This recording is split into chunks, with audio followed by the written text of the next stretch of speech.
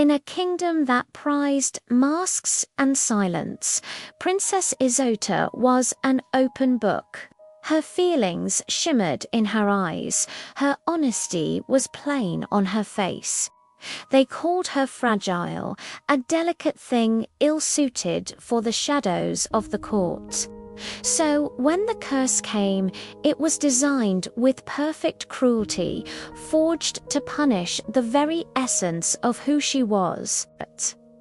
One morning, as dawn painted the cathedral windows of the palace, Isotta did not awaken as flesh and bone. She awoke as a serpent, her body a breathtaking, terrifying mosaic of living stained glass. Each scale was a pane of colored glass, sapphire for sorrow, amber for hope, rose red for her boundless love, all held together by glowing seams of pure light.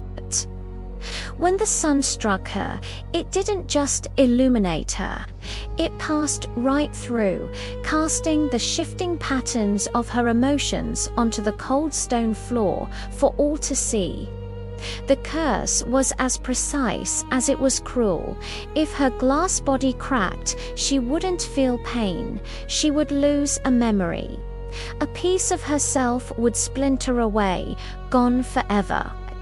The court, a place built on secrets, couldn't bear such raw, visible truth. Panic erupted.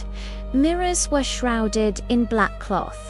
Her name was struck from the royal records, her portraits turned to the wall, declared a tragedy too delicate to even be remembered. She was abandoned.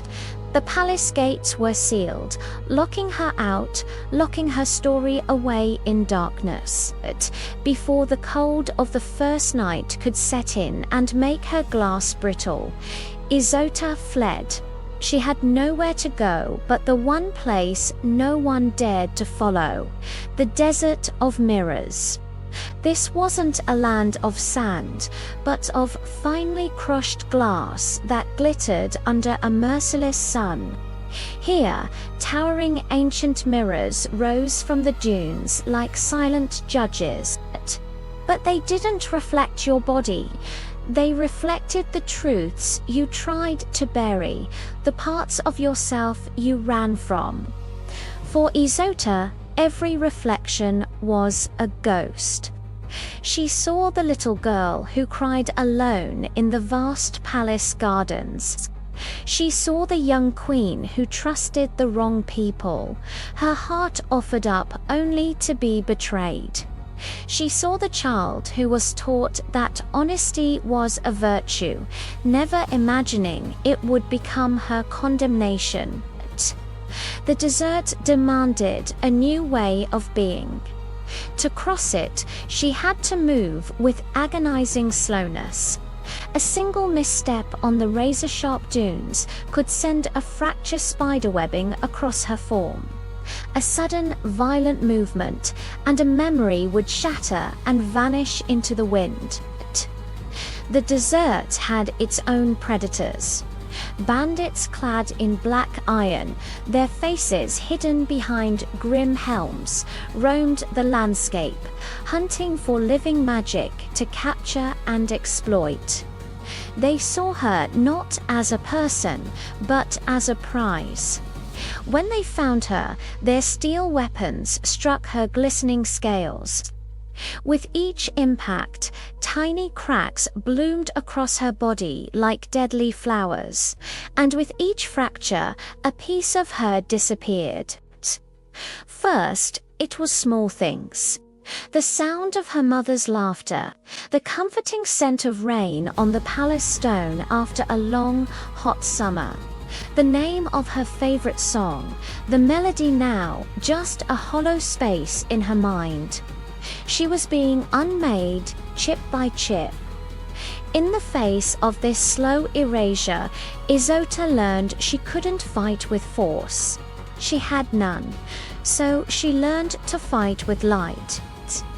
She twisted her serpentine body, bending and contorting to refract the blinding desert sun. She became a living prism, casting dazzling, disorienting rainbows that blinded her enemies. She lured them towards the great mirrors, forcing them to confront their own reflections, their own greed and cruelty, until they fled in shame from the truths they couldn't face. She survived, but survival was a constant, terrifying vigil. At night, she'd coil herself beneath the cold light of the stars, terrified to sleep. In dreams, her body would shift and turn, and every unconscious movement risked another crack, another lost piece of her soul.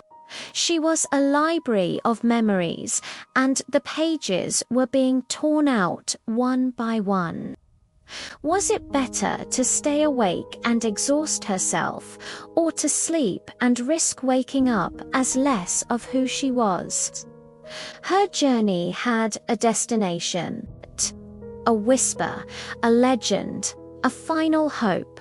The Forge of the Sunsmith, a solitary tower that burned at the heart of the desert, its fire needing no fuel. The Sunsmith was an ancient being, half metal and half fire, a mythic artisan who was said to forge not just crowns and swords, but the very souls of gods and mortals. He was real. When Isotta finally reached his tower, a shimmering ruin of herself, he told her the truth, his voice like the grinding of stone. He could repair her body. Yes, the forger's fire could mend the glass, but he could not restore what was lost. Her memories were gone. What is broken in stained glass, he explained, can be repaired with gold, but what is forgotten must be remade. Before he could help her, there was one final trial. She had to cross the Bridge of Shards, a narrow, treacherous path suspended over a chasm, made entirely of razor-edged fragments of broken glass. Every single step was a gamble, a near certainty of being shattered completely. She moved with the grace she had learned, her every muscle tensed, her mind focused. She reached the forge, pieces of herself missing, her light dimmed but still glowing. And in the heart of that eternal fire, faced with a choice, Isotta chose something radical. She did not ask to be human again. She did not ask for the safety of flesh and bone to hide her heart away. She asked to be made whole. The Sunsmith honored her wish.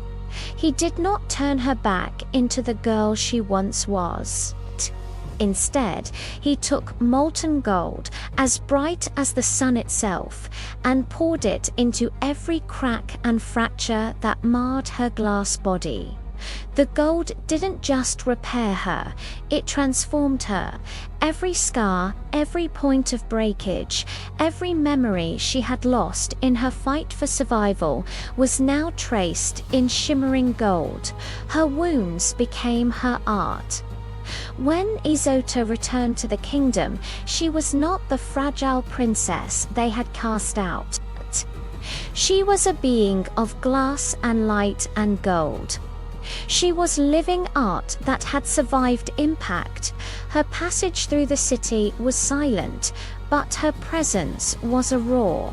Sunlight streamed through her, but now the gold lines of her repairs caught the light, casting intricate, beautiful patterns of resilience and strength. And as they looked upon her, the court and the kingdom finally understood. Transparency isn't weakness. Honesty isn't fragility. It is the rarest and most beautiful form of strength. Thank you for watching. If you enjoyed this story, remember to like, subscribe, and follow for more tales of myth and magic.